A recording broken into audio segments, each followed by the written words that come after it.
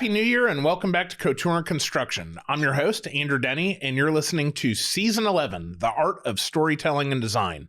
This season, we're exploring how the stories behind design decisions shape the homes we create and the way we live inside of them. Whether rooted in personal history, place, heritage, or aspiration, every space reveals something about who we are and what we value. Today's conversation dives into one of the most powerful forms of storytelling and design, intentionality. What we choose to highlight, what we choose to invest in, and what we choose to feel when we walk into a room. I'm thrilled to welcome Laura Lubin, founder and principal designer of Ellerslie Interiors, a nationally recognized Nashville-based design firm known for its refined yet deeply livable spaces. Since founding Ellerslie in 2015, Laura has crafted a portfolio of luxury residential projects across the country, each guided by her signature use of texture, scale, and richly layered materiality. Her philosophy is rooted in a simple but profound belief. A home should reflect not only how you live, but how you wish to feel. With an intuitive grasp of proportion and an editorial eye for detail, she creates interiors that are intentional, evocative, and exquisitely considered. Her work has been featured in Architectural Digest, Frederick, Elle Decor, Veranda, and more. She's a two-time Architectural Digest Pro Directory designer, a finalist for the ADAC Southeast Designer of the Year, and a 2025 Kips Bay Dallas featured designer. All clear markers of her place as a leading voice in luxury residential design today. Laura, welcome to the show.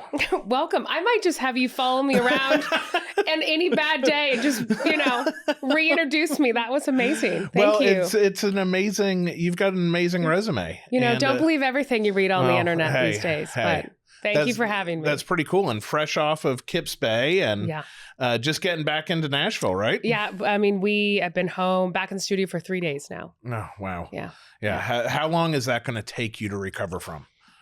A while. It was an amazing experience. Kips Bay is fantastic. It was a weird 3-week amazing bubble of pure joy around design and intentionality, which is a really great segue into today as well. But probably a couple months to get back to, it's just problem solving without the praise, right? You had 3 weeks of, this is beautiful. I want to play Mahjong here. Back to like, the hardware is missing. It's screwed. Like, oh, okay, we're on it.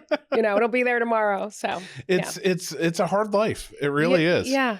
It's the life of a showgirl, we say now after Kips. It was perfect timing with Taylor this year, but we are back and we are happy to be with our clients. So, well, that's so cool. Well, thank you again for joining us today and really appreciate it. So before we dive too much further, share with us kind of who you are outside of design. What makes you tick?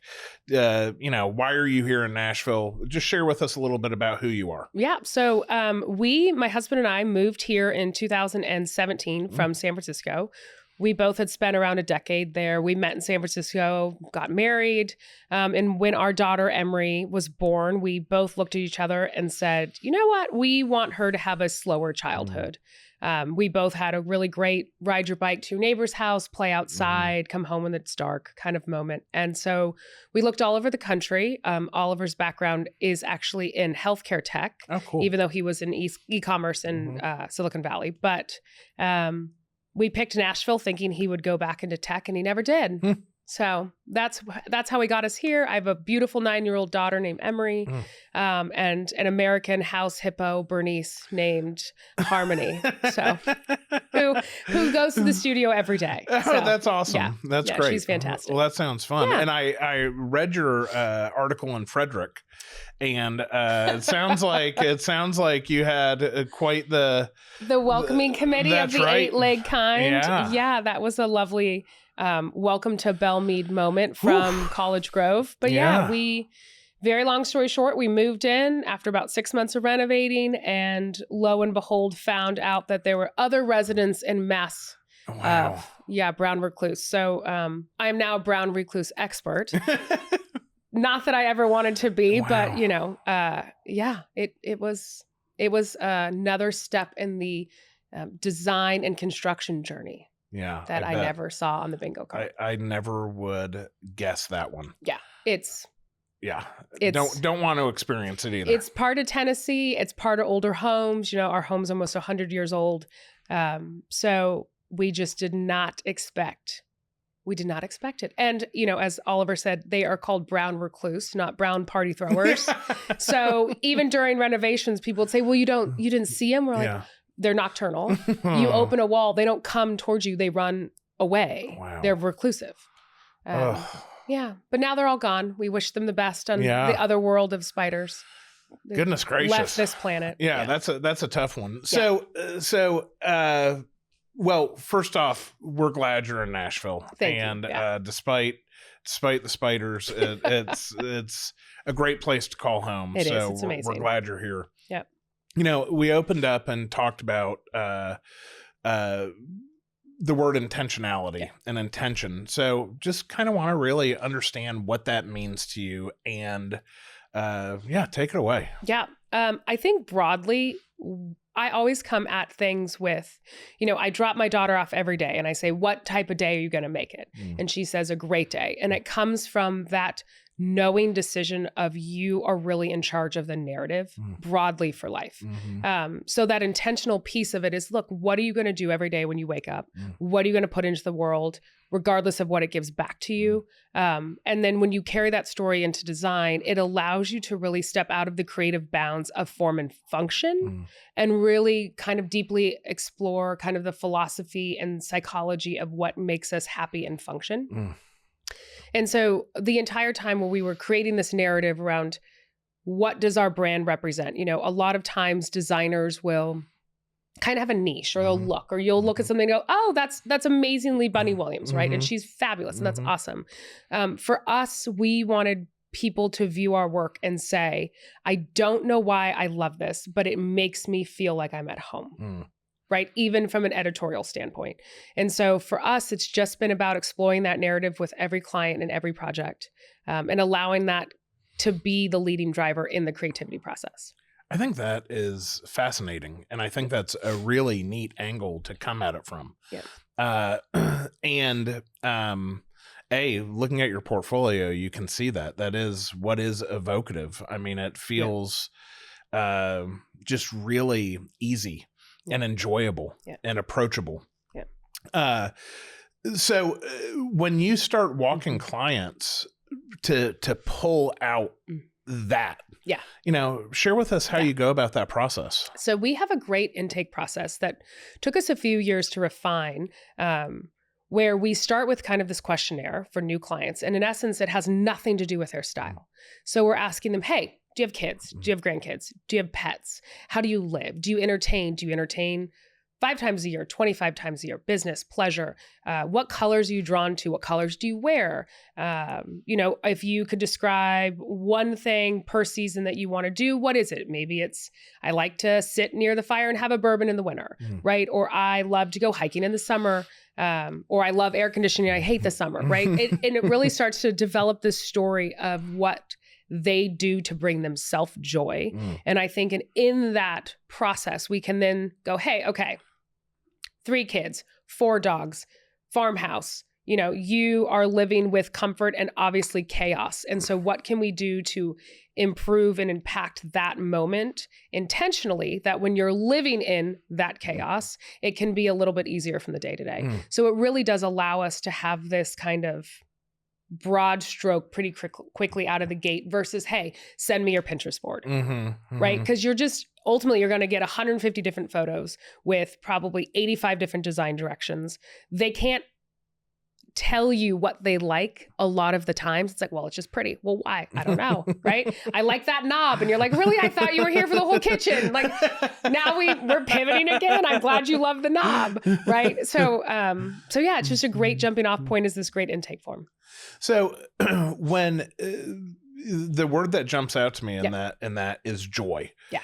And it seems like that's the pursuit. Yes. And is that something you share up front with your clients so that they understand the pursuit?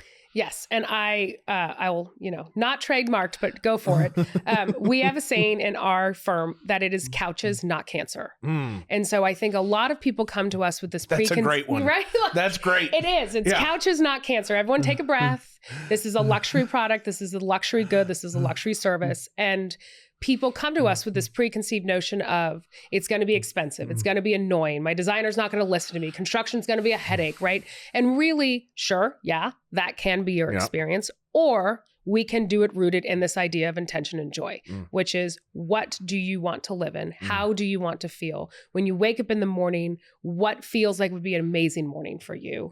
And that should be the driving narrative, at least for us, to create a space. Yeah, that is awesome. That is very, very cool. Yeah, it's a lot of fun. I like that. In our business, I often say there's no such thing as a flooring emergency. Yeah, no. Like it's we're not doing pediatric, cardiothoracic surgery. No. Like it is, we can navigate this. Everybody, we're going to survive okay. it. We're going to be okay. Well, Yeah. What have you found? It's just interesting. Obviously, you were in design on the West Coast as well. Give me a little bit of just insight because of your experience. What's the difference in being like in Northern California and Nashville? Great question. Scale has a lot to do with it. People live very differently. We were in San Francisco, so that is kind of also part and parcel to this, which is people were rarely home in the city. It was a place to come home, have your things, shower, go to bed, sometimes have a friend over for a drink, and that was it. There wasn't, even with families, you're just so much busier in a concentrated city than you are in Nashville. And so our main switch when we moved here was going from how can I maximize every single square inch of space, right? And how many different ways can I purpose then every square inch of space to, wow, this is a lot of space, right? And now how do we demask that space to make it feel homey and inclusive and welcoming? So it's a lot easier to do that on the West Coast, just based upon scale. Here was really a change of pace of life, how people live in their homes, what they do in their homes. And truly, again, the size of some of these homes, our ceiling heights, our window heights are, sometimes we're given a $10,000 drywall box and they say, make it feel like 100-year-old cottage. Right? Yeah. Okay. Yeah, sure. Okay. Here we go. That's fascinating because, that's part of your story here, right? You moved here, had a ton of space, and then you relocated, and, joined the spiders, and to the spider compound, and but did that, 2,400 feet to a lot, and I think that's what the article said, but 2,400, 2,500 square feet to a lot of the population is a large home. Yes, absolutely. Like it's not, it's not a small home. Not at all. And it was this moment of when we were in College Grove, we had finally finished what I said was our forever home. We had done some renovations and sold them. We had built a farmhouse and decided last minute that we wanted to stay in our community versus leave the community. And so I said, I will die in this home. I am out of energy for my own projects at this point, right? And so when our daughter got into a school that we were really thrilled about, and we decided to make the move up to the city, that decluttering, minimalizing process was also, I think, a huge pivot in our ability to approach people in design that I needed to kind of experience myself. In the city we lived in maybe 1,000 square feet, and it was huge, right? You had 2 bedrooms and 2 bathrooms. That was unreal, right? And then when we left, our last house was 6 bedrooms, 8 baths. Wow. And there was a moment where I was like, but why? Yeah. I mean, it's beautiful and we loved it, and we used to entertain a bunch. Now we don't entertain as often. We go out, right? But really that mental exercise of like, okay, now we're going to go back, we're going to do 180, and we're about 1,900 square feet above ground. A lot of it is in a finished basement. Wow. And it's laid out like a 100-year-old home. So it's very compartmentalized. It's not this big open space. Our ceiling heights are 9 feet down, probably just under 8 feet up, and really playing with that and learning a lot along the way about myself intentionality. Yeah. I mean, it's that same theme. Yeah. And one of the things that I loved, and again, just kind of coming back is, it is about how you live. Yeah. And how you feel. Yeah. And it sounds like based on the closeness that you've been able to experience with your family. Yeah. Like that's we're been close. Wonderful. Yeah. But you know what I mean? Amazing. Like it's amazing. It's plenty. Yeah. And again, that's not poo-pooing anything big, but it's about intentionality. Yeah. Again, we were talking about the Flower Show House before this. That was a 20,000+ square foot home. Absolutely wonderful. A ton of intentionality behind that. I could take that home. I mean, it's we would okay. Suffer through it. We would be fine. We would deal. Yeah. But it's the same type of thing. It's just a different scale. So that is really very, very cool to do. Yeah. So as you are navigating this process, obviously you have a team. They're helping keep people on track. Just coming back to that word, intentional. Share with me a little bit about how you've used that in building your business and building your team, because I'm assuming that the work product is again flows through that word. Yeah, I think if you're going to be intentional, it better be with your team. I have a strong belief as a leader that if I'm doing my job well, if someone were to come into the room, nobody should be able to figure out quickly who the principal designer is. And it is really about hiring people for their strengths, putting them in positions to encourage their strengths, and doing it through the lens of no job is too big, no job is too small. I still sweep porches. I still do all my own installs. I moved us out of Kips Bay so our team could have the week off for Thanksgiving, right? And really driving this narrative of our team matters, what we produce matters, how we treat each other matters, how our families see us in our roles in careers matter. And having that narrative stay true, you can't try to offer this honesty and this kind of intentional truth, sandwich to somebody. And then at the same time say, well, you're a junior designer and so you don't even leave the building kind of thing. And you don't matter and I don't think about you. And that's just not the case at all. Our team is incredibly tight. We always say we're more like a family than a business structure. And just leading with that purpose. I think, again, at the end of the day, this is couches, not cancer. Yeah. And these are people's lives. And everybody in this industry goes through so much stress. Yeah. I really don't think the majority of people broadly understand that.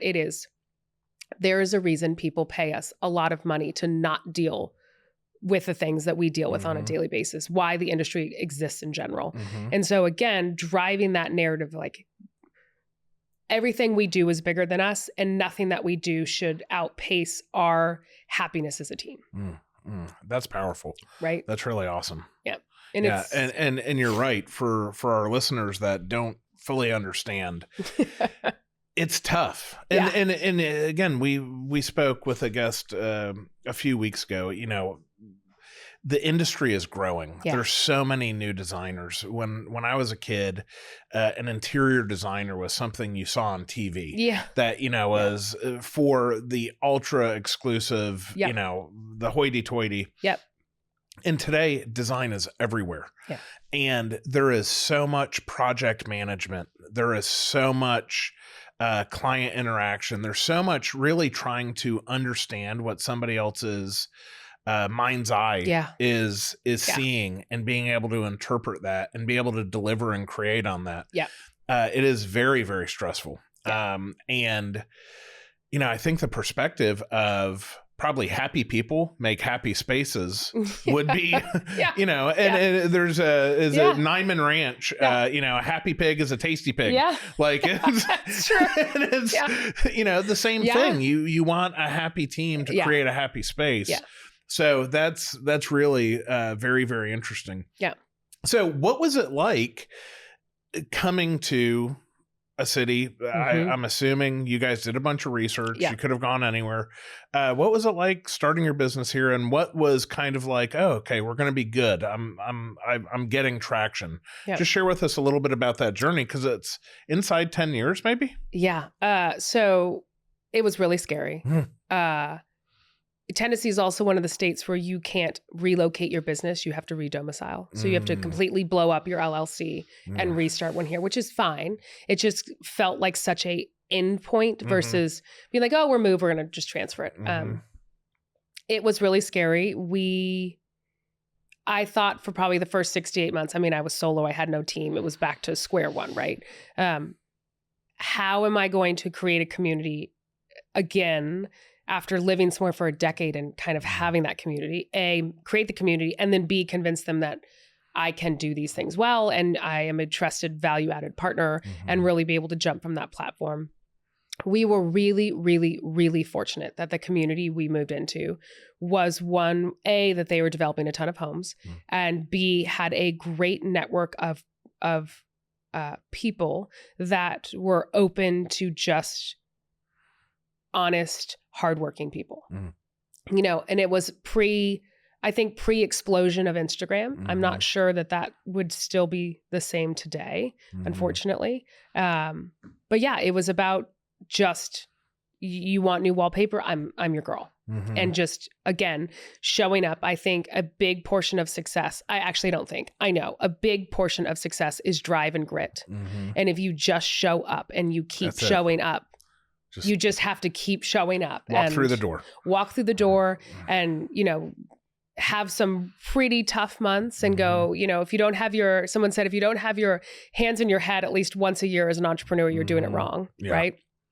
And it was slowly just a trickle effect. And I think concurrently having a couple projects personally where we could do our own thing and then show kind of the community what we were capable of helped also kind of continue that narrative. But, you know, I think integrity, hard work, intentionality, and drive. Yeah, that's very, very cool. Yeah. Where does the name Ellerslie originate? Yeah, so it's the world's prettiest name.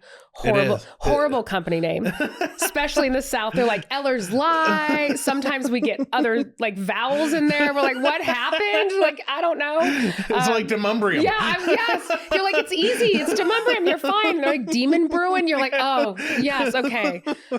So Ellerslie is a family's name. Our family kind of history. It was a horse farm in Overton, Virginia. Oh, wow. Which is where my dad's family kind of came from. And part of that family is now Claiborne Farms. We actually don't know them, have no contact with them. But so it was just, I thought of a beautiful name. My favorite part was there was a kind of report card, so to speak, from my great-great-grandfather.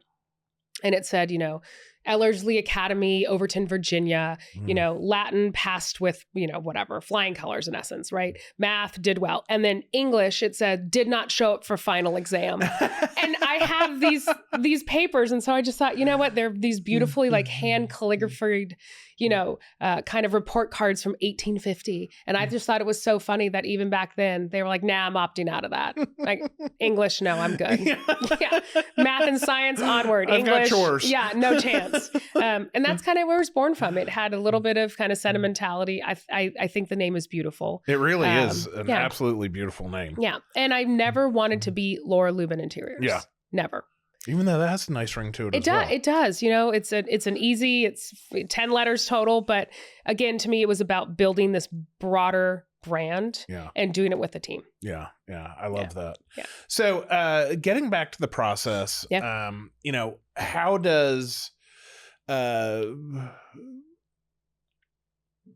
all of this work with picking and choosing when it comes to budget? Yeah. How do you navigate that with intentionality? Yeah. That seems like, you know, that's huge. Again, what you get paid for. Yeah. Huge. So share with us just a little bit about how you walk through that process. Yeah. So I think my number one thing that when my team hears this, they're going to laugh. I say we are stewards of people's money first. in the design world. We are not creators of the their integrity. spaces. Yeah. We are stewards of their money, of their capital. And so when we're given a budget, we tell our clients, I need to know the real honest number, right? Tell me your scary number. Tell me your safe number. And then let us help you make decisions on where to save, where to spend, where to have a plan that maybe in a few years you add to it, right? And really making sure that their value is extractable. Very few people stay in their homes 10 years these days. We all know this. Isn't that interesting? It's a huge societal shift. It's a huge societal shift. Just really 1 or 2 generations. That's a massive change. Yeah. And if they do stay, they renovate every 7 years, right? They're like, oh, I don't like this room. And we're like, it's 3 years old. Okay, here we go. Right. Okay. But really teaching them that the largest portion of our design and as our job as designers, in my opinion, is making sure that we are extracting every possible value out of every dollar they give us.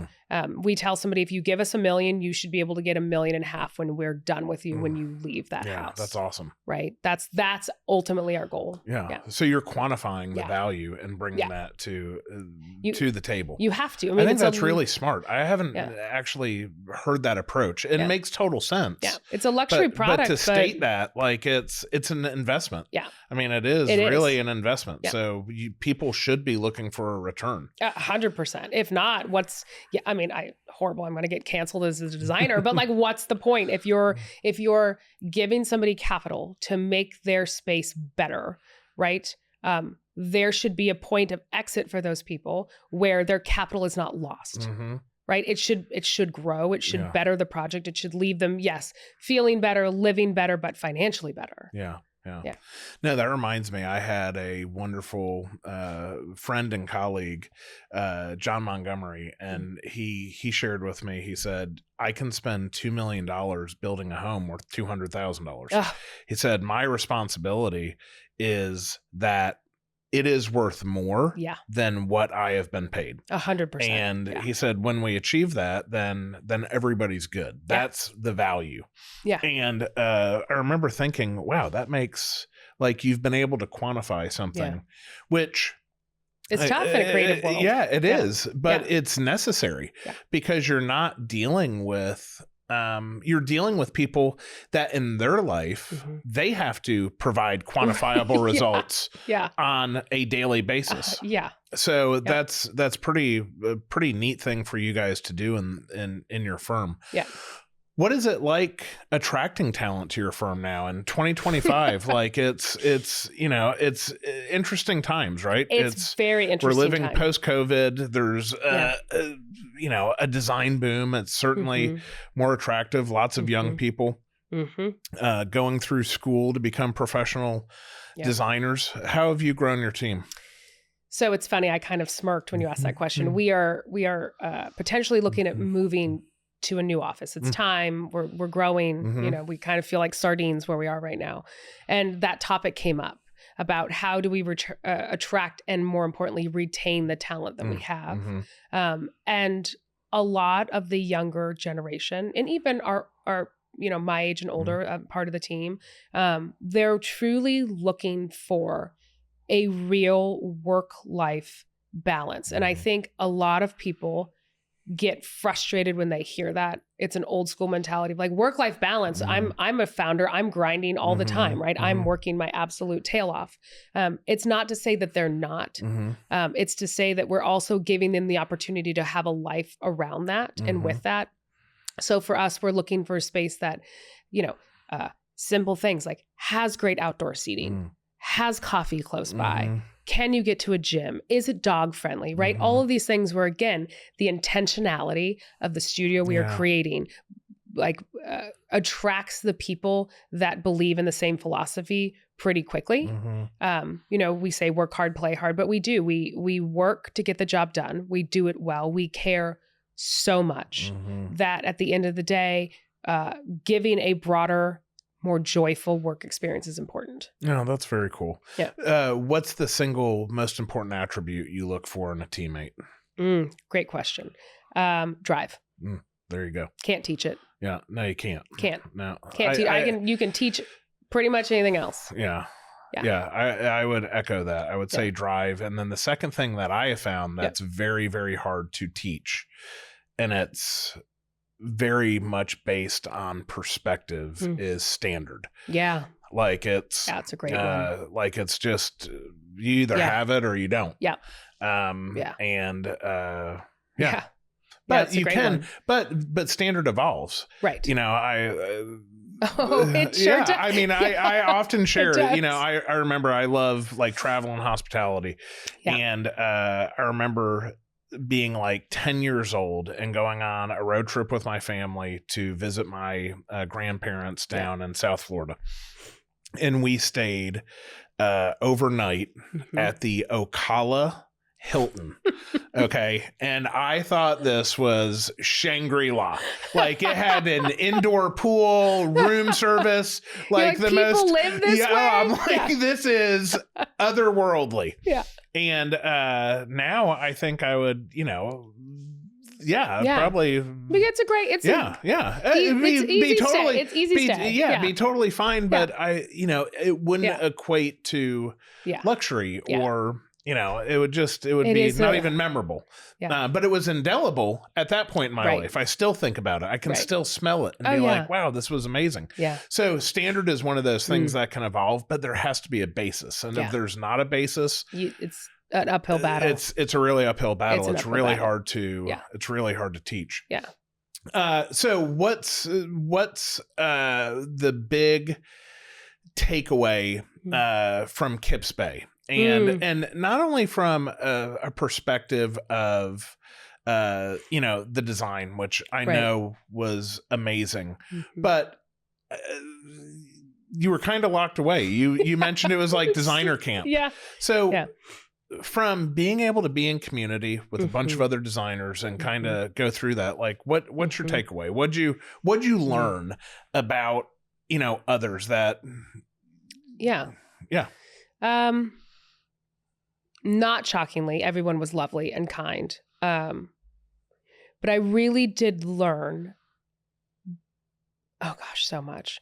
My one big takeaway, though, is that I will never be done learning, right? I think as a designer, there comes a point where you're like, I'm excited about studying this, or I'm looking at this, or I get to research this fact. But when you are surrounded by such talent, and you get to walk into other creative people's jewel boxes where they get to design for themselves, there is no client. There are so many times I walked into a room and just went, should I even be here? Yeah. Right? Like, wow. Like, absolutely wow. And it was such a neat experience to just be reminded that this expression of creativity is really boundless. And sometimes the nuanced day to day can get in the way. And so I think for me, it was this broad reminder that it's there, it's in me, it's in these other talented designers, and not to let, sometimes there's months where you just go, is the water torture going to stop? Right. To know that, no, it does stop. There's always an end. We know there's an end. And to really just lean back into this creative craft that we get to do every day with joy. Yeah. So cool. Yeah. And remember that people were walking into your room thinking, should I even be here? Yeah. Like, I mean, that's, that's, thank you. That's, but yeah, it's just, it really is neat. And, I feel like our industry, you do have to put your head down and grind. Yeah. And I know there's other industries. Yeah. Most industries you have to do that. I mean, day traders. Yeah. Emergency room physician. Yeah. You're putting your head down. You're just executing. Yeah. It's just nonstop. Yeah. But when you do get a moment to kind of, reflect. Yeah. It's really neat. We have just the most unique, creative people that are really both wired for entrepreneurial, ability and creativity. It's which they may be the same thing for all I know, but it really makes it a fun group of people. It does. And I think it's a unique opportunity that it's incredible. Had and that everybody had, and that just, you got to see community. You met and shared and saw and were inspired by others, which is pretty neat. You definitely don't leave unchanged. That's for sure. Would you, how much space do you need before you would do another one? Oh, it's a great question. I'm nuts. If you'll learn this about me, my team will validate this. I have this boundless, like I get through something amazing, wonderful, torturous, hard, exhausting. I sleep it off and I'm like, we could totally do that next month. Right. And then they all look at me like, no, probably a couple years, 2 to 3 years would be a good time period. It's also, if it's very costly. So, what you don't get donated, you pay for yourself. Obviously the charity it supports is worth every single penny of it. But, probably 2 or 3 years. Yeah. And then fingers crossed, it's not a kitchen. That was our, I don't know if I would have, again, you do, you just have to, but you find that mental bandwidth versus, just a box and they're like, go create, right? Yeah. Versus a kitchen, you have to create that kitchen. Yeah. So, I'll probably end up with a kitchen if we do it again. That's exactly what that's in the universe. That's in the universe. So that's coming your way. Yeah. Okay. Final question from your perspective. Share with me where you think we're going with design in the South. And I want to lean into your, I think it's really cool that you have such a breadth of just perspective, having been in really a storied environment like San Francisco that has just such a rich heritage of pretty things. And now you've been here for, let's call it 10 years. You're in design. One of the unique things that I've seen as a vendor in this space is Nashville's design, which I kind of think the foundation of is holistically is very diverse. There's a lot of very diverse just viewpoints, but there's definitely a uniqueness, and I don't know, there's almost like a grit to it, but it's starting to be exported throughout the country. We work on a lot of projects outside of this market, and it's amazing to me, things that are being exported, elements. So what do you think, just from a creative standpoint, how the next several years unfold in the South and from an interior design perspective? Great question. I have seen a huge swing post-COVID. Whether it's the people moving here from post-COVID, moving here like we did to just kind of have a slower childhood or experience with their family. We are seeing a huge shift away from, I've saw this on Pinterest and it's pretty and I love it, to really to our topic of intentionality, which is, this is what I want my family to live like. I want to create these spaces to influence and encourage that narrative, and of course make it beautiful. And I really do think it's kind of this shift towards, we're seeing a lot more entertaining at home, but not like come over, have a beer and hang out. We are seeing very intentional entertainment at home. We are seeing game nights. I think the rise of things like Mahjong and all these other board games, it speaks to this moment where humans want to be interconnected again. And I think the days of their houses not being part of their personal narrative is gone. I think before COVID in the South, you could walk into a bunch of homes and they were spectacular, but you weren't really sure who lived there. Right. And now we're kind of seeing this big swing towards, I can walk in and go, oh, of course, Jim loves, he's constantly talking about books. Of course, he has this fantastic library with a game table. Right. And we really are seeing that narrative come back to the South, this Southern entertainment, the Southern hospitality. So I could say, if I would sum it up, I would say this return to great Southern hospitality spaces. I love that. And I welcome that. That's awesome. It's so much fun. That's great. Okay. Well, you've been amazing. Thank you. So much fun. I love just hearing your perspective. It's really great. Thank you.